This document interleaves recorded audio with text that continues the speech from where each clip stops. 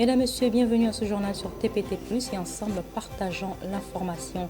Les titres de ce journal: la clôture du jeûne observé par les musulmans qui a eu lieu hier à 10 avril fera l'objet de reportages de Prince Charlie Tikaya qui était sur les lieux.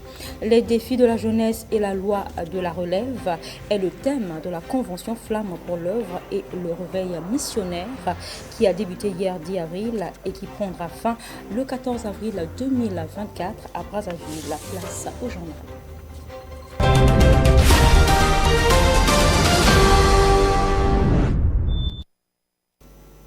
Ouvrons ce journal par un communiqué de presse.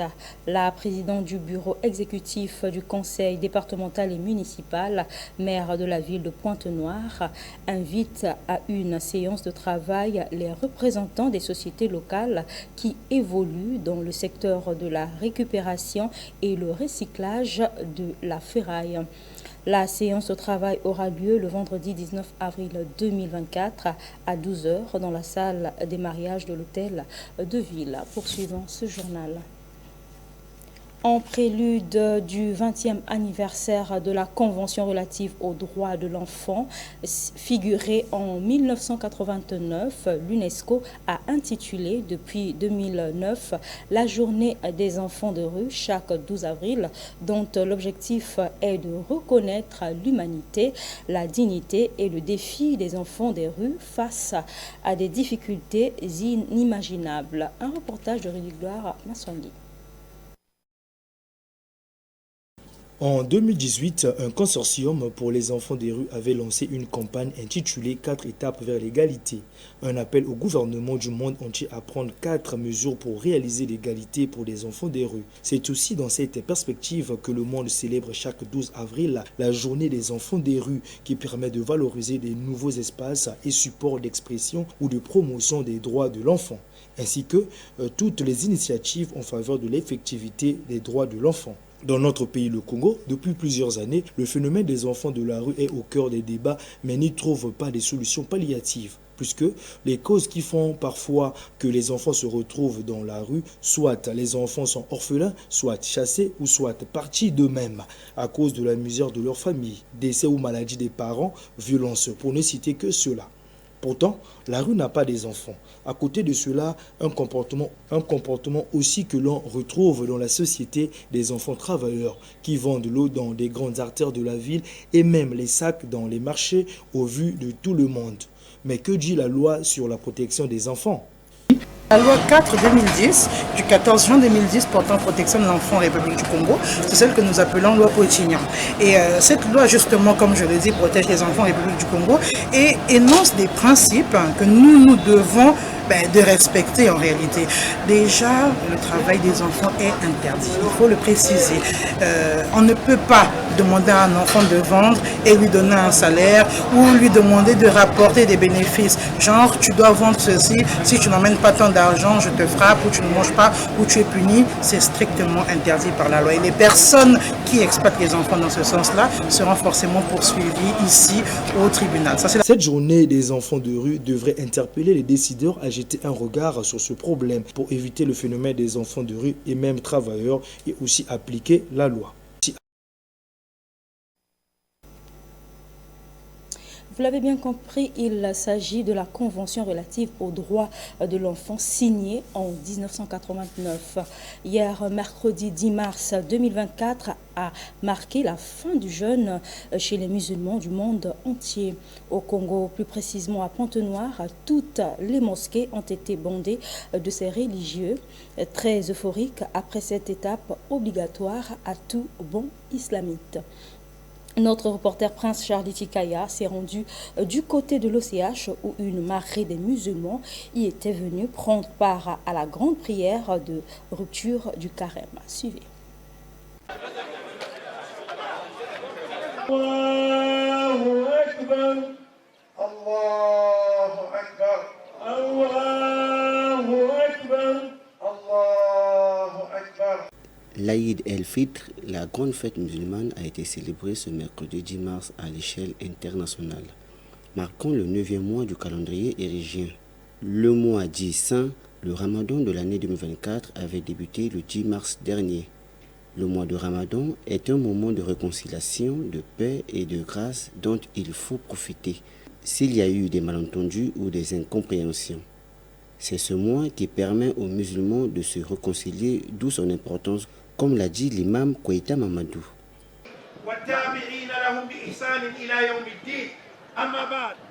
Chers frères musulmans, ce qui empêche les récompenses dans ces jours bénis, c'est la fâcherie. Chers frères musulmans, ces jours est un jour d'affection, des joies, des liaisons, des rapprochements et de purification de cœur et la manifestation de la fraternité islamique. C'est un jour de contentement du croyant pour les dons de son Seigneur. Soumaré Adama a quant à lui remercié les autorités congolaises qui ont permis la bonne tenue de ce mois de carême. D'abord, nous commençons à remercier d'abord le président de la République et son gouvernement et les responsables départementaux qui ont permis que les musulmans, ce mois béni de Ramadan, de passer ce Ramadan dans la tranquillité et dans la paix. Malgré quelques difficultés rencontrées au cours de ce carême, les musulmans de Pointe-Noire se sont dit satisfaits d'avoir surmonté toutes les épreuves pour accomplir la volonté et respecter les préceptes d'Allah. Il s'est de rappeler que le jeûne du mois de Ramadan fait partie des 5 piliers de l'islam. L'ouverture d'une ligne aérienne directe Dubaï à Brazzaville par la compagnie Fly Emirates est à l'étude. Cette annonce a été faite par les autorités émiraties au président de la République, son Excellence Denis Sassou Nguesso, lors de son séjour à Dubaï après sa visite officielle à Bakou. Suivez. À Dubaï, Rim Al-Hashmi, ministre d'État chargé de la coopération internationale des Émirats arabes unis, en sa qualité de présidente de Dubaï Expo City, a présenté au chef de l'État les opportunités de financement dont dispose son pays pour le développement des villes nouvelles, tout en lui partageant l'expérience réussie de son pays dans ces nouveaux concepts. Aussi a-t-elle proposé au président Denis Sassou Nguesso d'envoyer une mission qui évaluerait les possibilités qu'offrirait le Congo afin de financer directement des projets. Poursuivant cet entretien, la ministre d'État émirati a annoncé au président de la République que les Émirats arabes unis examinent la requête du Congo pour l'ouverture prochainement d'une liaison Dubaï-Brazzaville avec la compagnie aérienne Fly Emirates.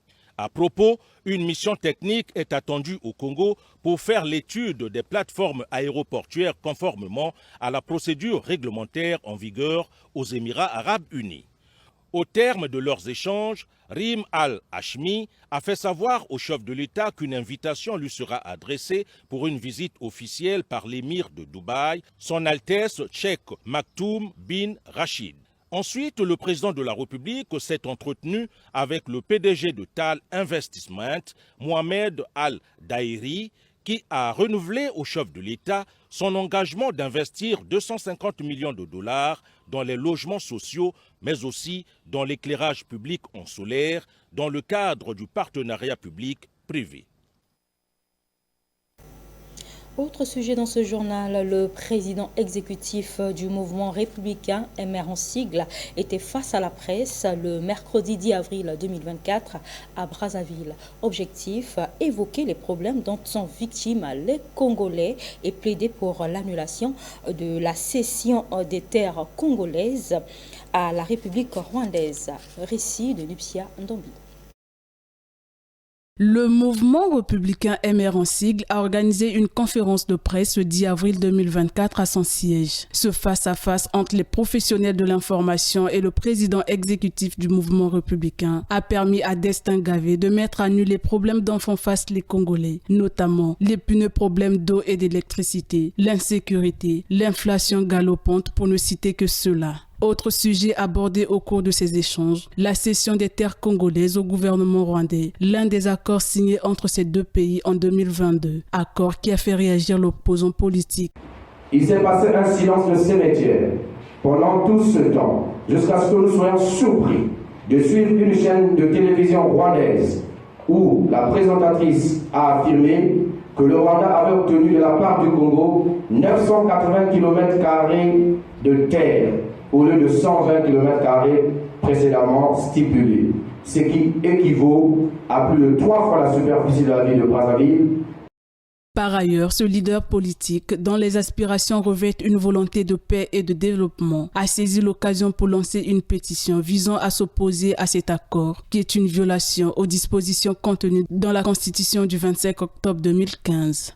Le mouvement républicain a décidé de lancer une pétition en ligne, demandant aux Congolais de se prononcer sur cette question des terres et envisage d'autres actions d'envergure jusqu'à faire descendre les Congolais dans la rue, conformément à l'article 27 de la Constitution du 27 octobre 2015 qui stipule le droit de manifester est garanti par la loi. Au terme de ces échanges, l'opposant politique a invité les confessions religieuses à jouer leur partition afin de relever le Congo qui est à 2 ans de ces élections présidentielles. J'interpelle l'Église.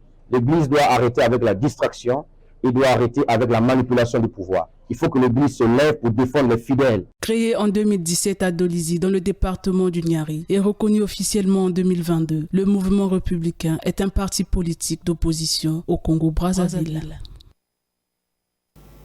En économie, le ministre de l'économie et des finances Jean-Baptiste Ondaye a procédé mardi 9 avril dernier à Brazzaville au lancement de la campagne de vulgarisation des dispositions fiscales de la loi de finances pour l'année 2024. Cette campagne qui abroge les dispositions antérieures de la loi de finances a été bien accueillie par les membres du gouvernement présents à cette cérémonie. Une fois de plus, Nupsia Ndombi.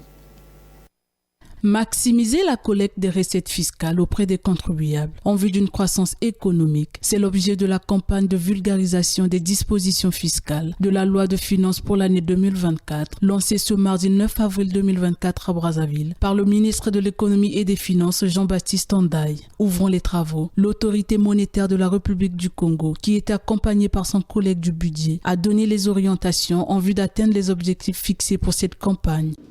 Dans les conditions prévues par la Constitution du 25 octobre 2015, ainsi que par la loi organique relative aux lois de finances, le Parlement a délibéré et adopté la loi numéro 39/2023 du 29 décembre 2023 portant loi de finances pour l'année 2024. Par ailleurs, un accent particulier doit être mis sur la qualité des contrôles effectués, axés sur les risques, conformément aux dispositions du décret numéro 2023-1736 du 12 octobre 2023. Une attention soutenue doit être accordée au respect des délais dans le traitement des dossiers portés en contentieux, ainsi qu'au suivi des recouvrements et du paiement de l'impôt. C'est sur ces orientations que je déclare ouverte la campagne de vulgarisation des instructions d'application des dispositions fiscales de la loi de finances pour l'année 2024. De son côté, Ludovic Itoa, directeur général des impôts et des domaines, a énuméré les missions de sa direction avant de donner l'importance de l'appropriation des nouvelles dispositions de cette loi de finances. La direction générale des impôts et des domaines, en tant qu'organe technique du ministère en charge des finances, se déploie chaque année à communiquer davantage pour expliquer la teneur des dispositions fiscales de la loi de finances pour l'année au moyen de l'instruction d'application. L'appropriation et la bonne compréhension par tous les acteurs, tant du public que du privé, des nouvelles dispositions fiscales permettent d'éviter les interprétations inappropriées, source souvent de contentieux fiscaux inutiles, et pour promouvoir le civisme fiscal. Promulguée par le président de la République, Denis Sassou Nguesso, le 29 décembre 2023, cette loi de finances exercice 2024 vient renforcer les liens entre la politique fiscale congolaise et celle de la CEMAC. Laissons l'économie pour parler de l'insécurité au Congo-Brazzaville.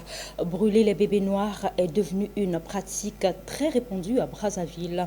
La population brazzavilloise exprime son sentiment de colère suite aux actes néfastes commis au quotidien par ces présumés brigands. Un reportage d'Harold Luamba, mais attention, âme sensible, s'abstenir.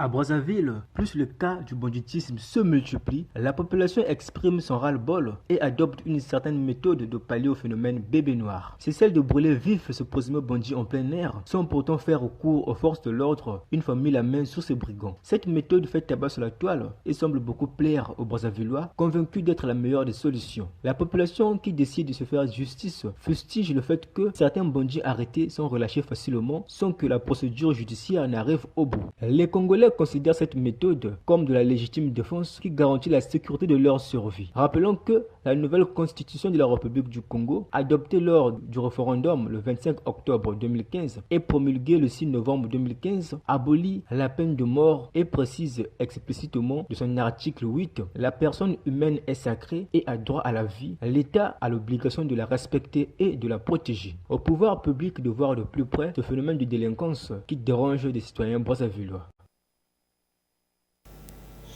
Parlons religion dans ce journal, les défis de la jeunesse et la loi de la relève. C'est sous ce thème que se tient depuis hier 10 avril jusqu'au 14 avril 2024 à Brazzaville la convention Flamme pour l'œuvre et le réveil missionnaire.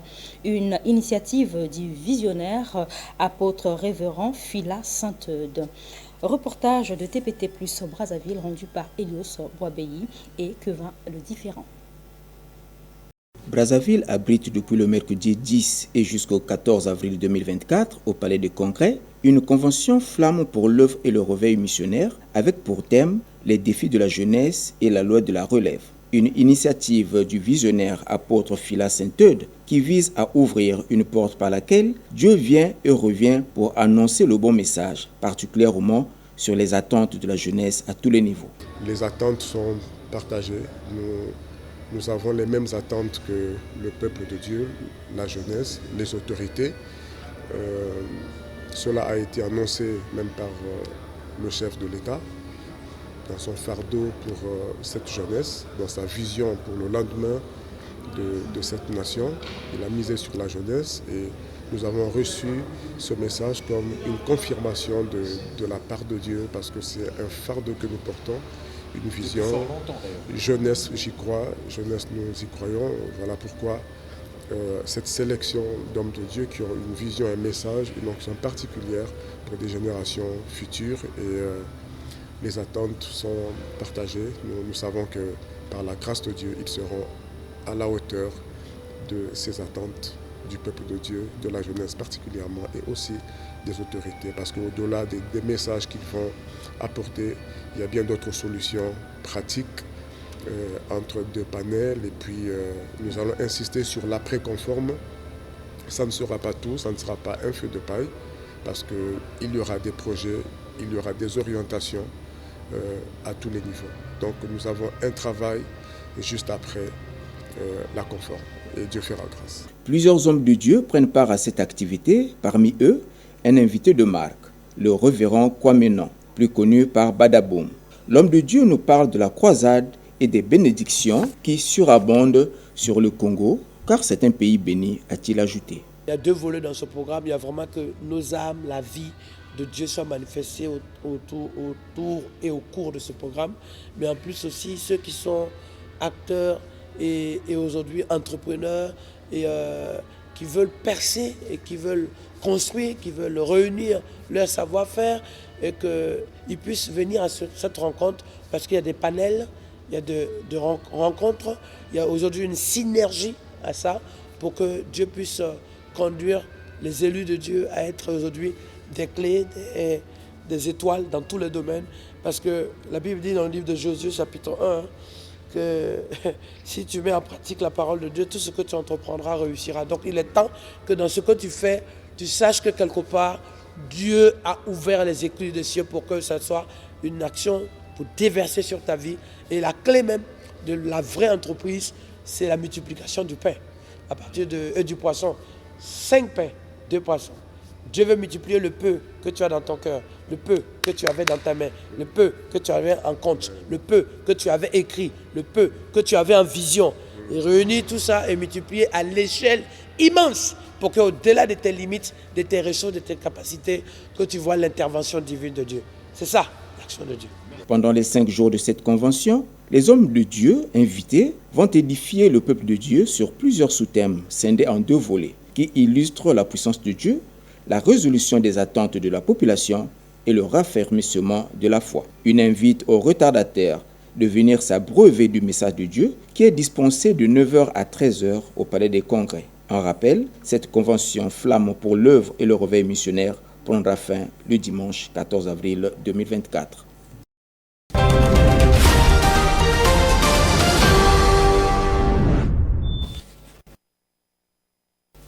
À l'international, au moins 2 personnes sont mortes dans une fusillade déclenchée mercredi 10 avril à Goma, dans l'est de la RDC, en pleine journée, à proximité du gouvernorat, voilà, par des hommes armés non identifiés.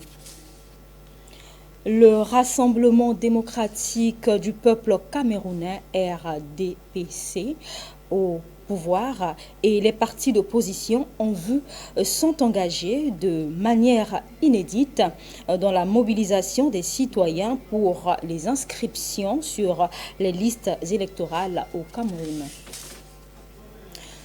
À Lomé, l'ensemble de partis d'opposition ont tenu conférence de presse jeudi 11 avril au siège de l'Alliance nationale pour le changement après l'annonce des élections législatives le 29 avril.